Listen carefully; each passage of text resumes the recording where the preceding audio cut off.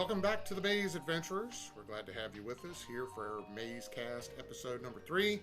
I am the Master of Mazes. With me is the Apprentice, Stephen. Howdy, howdy. And we welcome you all back and glad you are joining us. We want to just jump right into our Kickstarter shout out. We have a Kickstarter shout out for a group called Eternity Publishing. I found out about them just kind of doom scrolling through Facebook one day and saw a picture that was very reminiscent of the first edition Legends and Lore book. Most of you who are old time players will remember the cover I'm talking about. It's the one with Odin riding Sleipnir, holding Gungnir his spear as he's soaring through the skies. I saw this on a book for a it's for a Kickstarter by the name of God Rules, a player's guide to gods in 5e fantasy role playing. So I immediately thought back to the old Immortals box set, and I thought, hey, I'm going to look into this, follow them on Kickstarter. Reached out to Eternity Publishing, spoke to one of their creators over there, and got some more information on it. It is going to be compatible with 5e rules 2014 and with the new 2024 rules. And you're going to see some pretty epic things coming out of this game. There's going to be new tiers of gameplay for Epic tier, Divine ranks, going right up to Supreme Beings. So basically, a lot of games now end at level 6, level 7. They say that you could play up to level 20, though I've never heard of anybody that's gotten their game past level 15. But this is for those ambitious players and tables that want to take their game up to the next level and basically transition their characters from mortals into immortal god beings.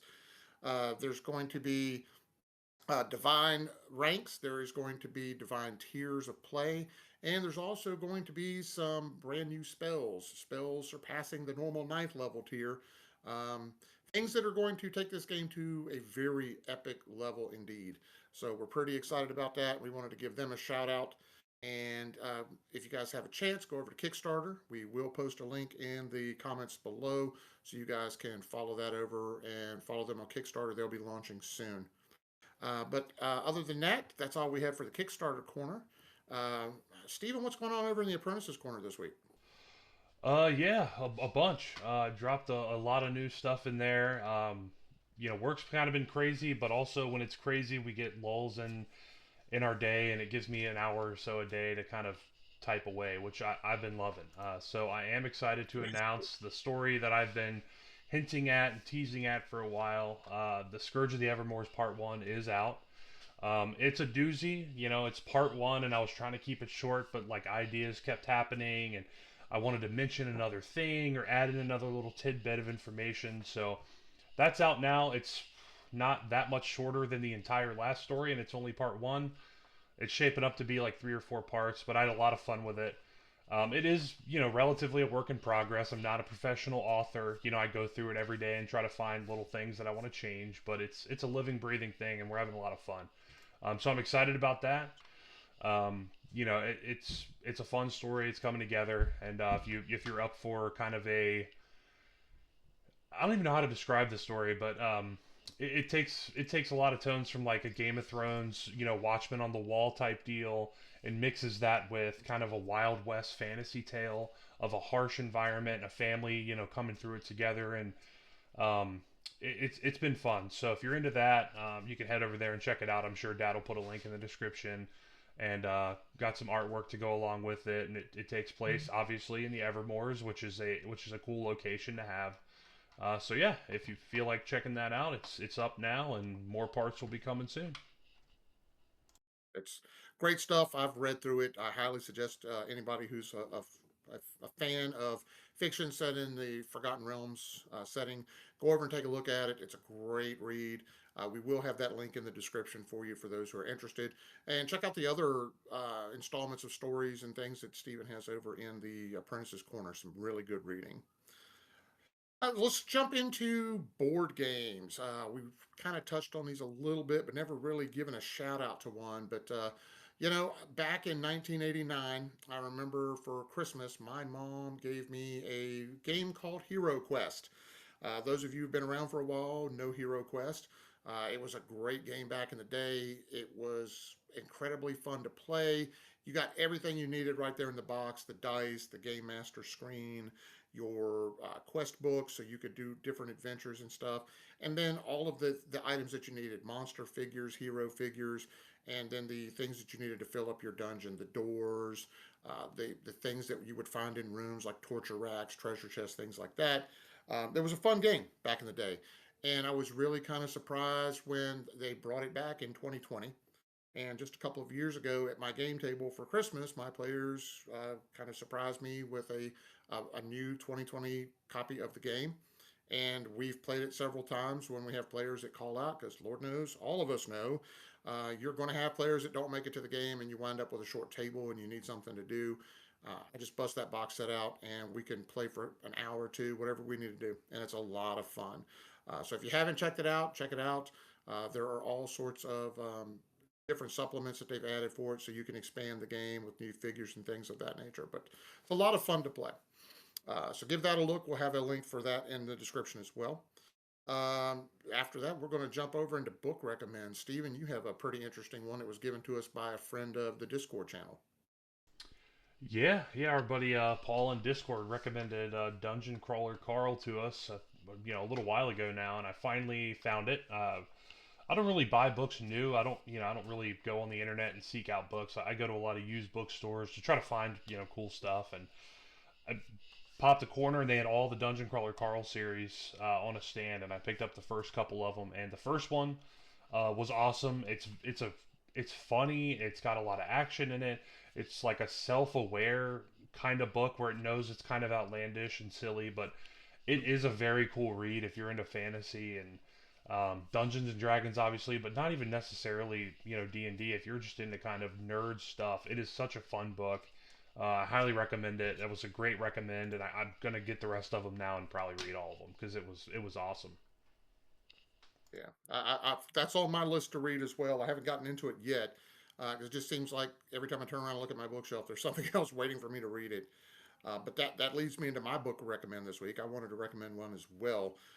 It's a book called "The Monsters Know What They're Doing: Combat Tactics for Dungeon Masters," written by Keith Ammann. I'm hoping I'm saying his name right. If not, Keith, I apologize. But it is a book basically for dungeon masters to read up on for tactics in use in combat at your game table. I think a lot of us, unfortunately, kind of fall into that trap where monsters become basically just floating bags of hit points for characters to beat on. And we don't really use monsters effectively in combat. This book kind of walks us through tactics and different strategies that monsters would employ. It's things that work within their stat blocks and within the lore that we have for those monsters, and basically takes monsters like goblins or kobolds or orcs and basically kind of turns them into these strategists where they actually use tactics in combat against your players instead of just rushing in trying to beat them down with a sword or an axe. I highly recommend this to any dungeon master to give it a read.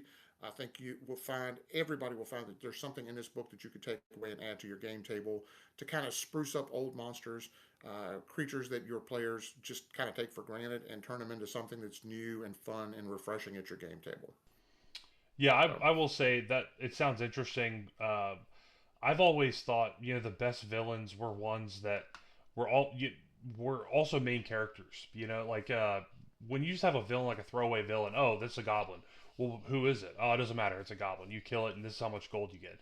That's like it's kind of uninteresting and like uninspired. Where it's like, oh, well, this pack of goblins comes from this certain place, and this is what they believe in, and their tactics are this. It fleshes out like not only the enemies but also your story. And it just makes for more interesting gameplay and also storytelling. So I think that's a really cool book. It's a cool concept. yeah. And to touch on that point, there's I think a lot of people kind of lose fact.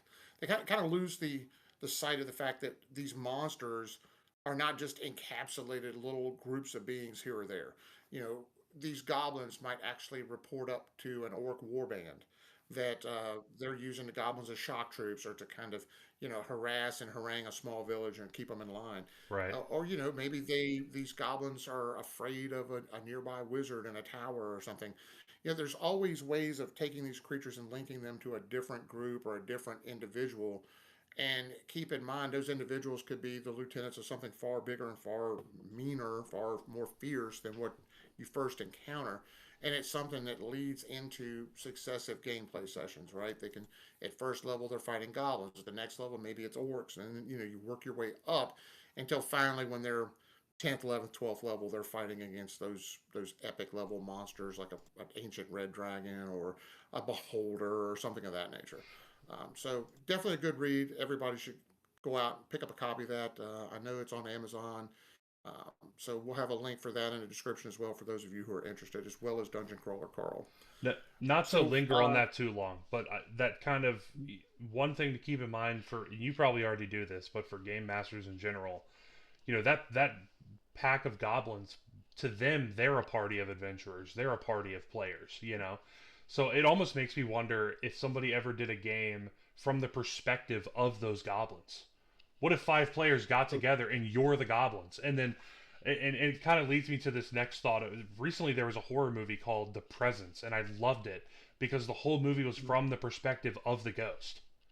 So really, yeah, okay. the ghost watches the people come into the house, and the kids are settling in, and the ghost is mad that the people are there. It doesn't understand it, and it's almost like that'd be kind of a fun take on a campaign. Like, you're goblins; these Right. adventurers are coming to steal all this stuff that you fought for. What do you do? And you're the goblins. And anyway, that's just it's a fun dichotomy to the normal campaign. Well, there's your movie recommend, and I'm definitely going to put that one on my radar to check out because it Yeah, sounds interesting. it's cool. It's But cool. yeah, I mean, to touch on that and not to go too far up, down a rabbit hole, but we did play a one shot one time. A group I used to play with, we haven't played together in a while, but we used to play holiday one shots or like birthday one shots. So for Christmas one year, our dungeon master decided to run a game where we all actually played goblins. And I played a goblin called Dogmeat. And Dogmeat was basically a sorcerer who he lived in the swamp by himself. And basically, I kind of themed all of his stuff to basically be kind of have a swamp aesthetic or a swamp feel to it. Like all of his spells, his hat was a mushroom cap, and we just had a great time with it, playing the goblins and justifying the things they did. Um, so yeah, definitely we have to look at monsters as being individual beings with their own agendas, their own hopes, dreams, goals, things of that They're nature. part of what makes So the it's whole something that world. kind of flesh. Yeah, they make the whole world interesting. They're a part of the world too, a living part of it. Right, 100%. So, um, after having touched on the movie The Presence, which you saw, check that out.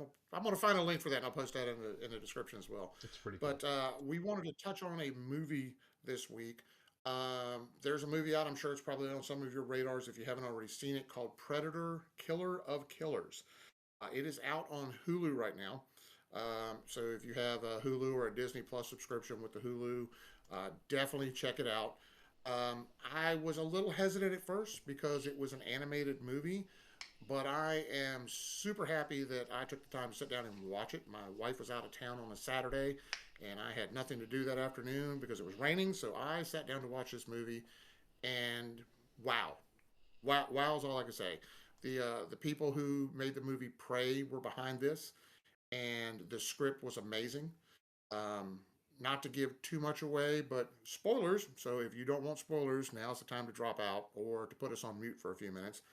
But this movie basically starts out with a basically in the Viking era, in the I think it's 894 is the era set in, and it's basically a Viking war band who is going to kill a rival leader. And when they get there, um, there's a predator who has followed them, and the predator fights this band of Vikings. And the Viking leader, who is a female shield maiden, she basically tricks this predator who slaughters her entire band of fighters, and she manages to defeat it. And you kind of see the story from her perspective, and then there's this kind of fadeaway where she seems to be sitting in a cell with some kind of a collar around her neck that's glowing red. And you kind of get this kind of what the heck moment because you're like, what's going on? And then the next thing you know, now you're going into feudal Japan. Well, the story of two boys who grow up together, and then one of them is basically cast out, and he goes off and becomes an assassin, a ninja, and he comes back to win his honor back and take the sword from his rival, and basically a predator shows up, and so now you've got a predator in feudal Japan killing samurai, and it just the story just kind of evolves, and it goes from this character into a person whose dad is a mechanic during World War II in 1942, and this kid just wants to fly. He wants to be a pilot, and during the war, he's out in the Pacific, and a predator shows up in a ship and starts fighting and killing all of these fighter pilots from the U.S. Navy. The story evolves where all three of these people have been captured by the predators and brought to the predator's homeworld to fight one another for the right to fight the top predator. So it's just a really incredible story that keeps evolving. It's told from the side of the predators as well as the side of the three antagonists. And then there's a really great Easter egg at the end. But I'll shut up for just a minute and let the apprentice jump in here and kind of give us his thoughts on what he saw. Yeah, it was awesome. I knew it was going to be good when I saw the Prey guys were involved with it because that movie is probably the first good. I mean, well, Predator movies are always fun, but most of them have been kind of really easily like you can predict everything that's going to happen. And Prey was the first one that I thought felt fresh and new, and it took a different spin, and I loved that movie. Loved it. I loved that they linked that at the end. You see the girl from Prey at the end of Killer of Killers, which is awesome. But I will say, what shocked me, the whole thing was great. But when I got to the mechanic, the Viking, she was a badass and was just crushing everything. And of course, the ninja was awesome. And then you get to this kid that's driving this car, and then he's an airplane pilot, and you're like, well, is this guy really gonna be a match for a predator? And also, shout out to whoever did the design of the predator in that short for the Yeah. dogfight scene, and his weapon was Yeah. this harpoon that he would shoot, and it would latch onto an airplane, and then the jets would on this weapon would like pull the cable. It was like this thing, like this boa constrictor. it was Yeah. it was just that design was Yeah. so cool. I've never seen anything like that. I remember watching it I going, haven't. oh my god, how did he think of, like, how did they think of that weapon? That's just so cool. Yeah. But the way that they introduce you to our hero. Well, I don't know if you call them heroes, but the protagonist of the movie, and you get the whole story, and then it's like fades to black, and now they're in a prison cell, and you're like, wait a second, what happened? I thought she won. I don't understand. And the way it forms it, and just it's such a cool story. It fleshes out a lot of the big complaint I've always had with Predator stuff is like, man, we know everything about Alien. We've seen the Alien Queens, and we've gone here and we've gone there, and the Predator movies have been pretty close to the chest as far as like which, you get to see a couple elders every once in a while, and you see some stuff, but it was cool to actually go to a Predator home world and see the Coliseum and see all this stuff, and Yeah. the giant, like the whatever that four-legged monster was that they killed. Yeah. It was cool. It was cool to get more of a glimpse behind the curtain of the Predator lore, and in my opinion, they could do 100 of these because it's such an easy formula, right? Like, the Predator's snapshot to a moment in time that there's two skilled fighters fighting, and the Predator wants to best him for the most amount of honor it can gain. They could go Right. all through history, all over the place. That formula is awesome, and that was one of the best animated originals I've ever seen. It was so good, so good. It was really good. We highly recommend it for anybody who's a science fiction fan, a fan of the Predator genre of movies. I felt like this movie kind of got things back on track. Prey for me was a great movie, in the fact that you had a female protagonist in it, and just from the very start, I got hooked into that movie. And we see at the end, you know, at the end shot of the live action movie Prey, you just knew they were setting it up for something in the future. And it kind of lends itself into this when at the end of the movie there's this Easter egg, and the Viking warrior winds up fighting and staying behind to allow the other two to steal a ship and escape. And she basically just tells him she doesn't care. Take me, kill me, whatever you want to do. And then the next thing you know, you see her. She's in this kind of like this. hyperstasis chamber, and they're wheeling her into this what looks like a giant warehouse that's full of these chambers where they have creatures and humans and just all sorts of beings, all types of different aliens that obviously they've hunted or have probably, from what you tell from the story, they've killed a predator and proven themselves to be worthy prey. And they've brought them here and put them on storage so they can take them out whenever they want, hunt them, and test their skills against them. And as they're wheeling this Viking warrior down this hallway, which the scene was a little reminiscent to me of the end of Raiders of the Indiana Lost Ark. Jones, Raiders of the where Lost Ark, they man. crate up the ark and they're Yeah, wheeling it into the warehouse. It kind of it was the reminded me of same that. scene. I was gonna And then say they that. wheel it past this one, and you see like this spider creature and these other alien monsters, and then you get a close-up shot of the one window, and it's the girl from Prey, and I'm like, holy crap, that's awesome. So yeah, I'm definitely on board if they do another one. I hope they will. I'm hoping this one is well received and that they'll do some more in the future. I think that the Predator, the Alien thing has been kind of, it's kind of played thin. I don't know how much further you can go with it. I watched Alien Romulus, which I don't know if you've seen that, Steven, or not, but it was okay. The, yeah, I like the fact that they kind of paid homage to the first Alien movie in it mhm, and kind of told you the end story of that. But this to me was kind of like a breath of fresh air mhm, because, like you said, you've seen so many things with the aliens, and whenever it's been aliens versus Predator, the aliens are kind of at the forefront. mhm. And I've always wondered, since Predator 2, when Danny Glover's character kills that one predator in his ship and he turns around and there's a bunch of them and he's just, oh crap. But they give him that flintlock pistol Mhm. and basically say, okay, here you go. And they leave. I've always wondered, okay, so what happens to these people? They kill a predator. Mhm. I mean, wouldn't other predators come back and try to test their mettle against somebody who killed one of their prize hunters? Yeah, So yeah. apparently this answers that question. And honestly, I would have loved it if they'd shown you the girl from Prey, and then right next door is Danny Glover's character from I Predator 2. I hope that Or the Dutch, the first. yeah, that dude, if they would have had an animated Arnold Schwarzenegger, bro, that would have been unbelievable. Like that would have been the best Easter egg possibly of all time. And I mean, I hope the Yeah. guys that are doing any Predator IP stuff in the future, I hope they're these people because they obviously understand what the fans want and they also understand, you know, what fans want and they don't even know yet. We want the story to connect and I know there's tons of other source material and books and comic books out there, but that's not what the casual fan is going through. If a movie Right. comes out, that's what they're watching. They're not going to go to comic book stores. They're not going to, they're not going to do all that. So it's like I don't expect them to flesh out a character and have 3 hour movies, but I do. This movie was like 25, 30 minutes or so. I mean, it wasn't even that long. Maybe it was longer than that. It went by so fast, but it was Yeah. it was not a long movie, and they told three stories about, and they made you care about three characters, and you learned about the predators like in the blink of an eye. It doesn't take Yeah. long with good writing and good storytelling technique. It does not take long. And I think if these guys Right. were at the helm forever for Predator content, I think they would crush it. So I definitely would I would recommend be that. totally Definitely recommend that I would movie. totally be okay if we stayed at the helm of this for a while and maybe even did a series of Predator films.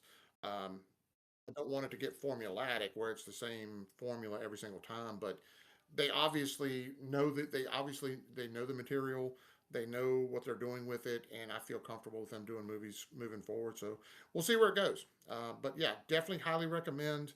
Um, I don't know that we can post a link to it, but we will have some screenshots of it, and just check it out. It's on Hulu right now, or Disney Plus if you have it. Just go over to Hulu and look for it. It's Predator, Killer of Killers is the name of the film again. So check that out. But that is all that we have for this episode of the MazeCast. So we are going to bid you all a good night, happy hunting, and we will see you again next time in the maze. Bye everybody.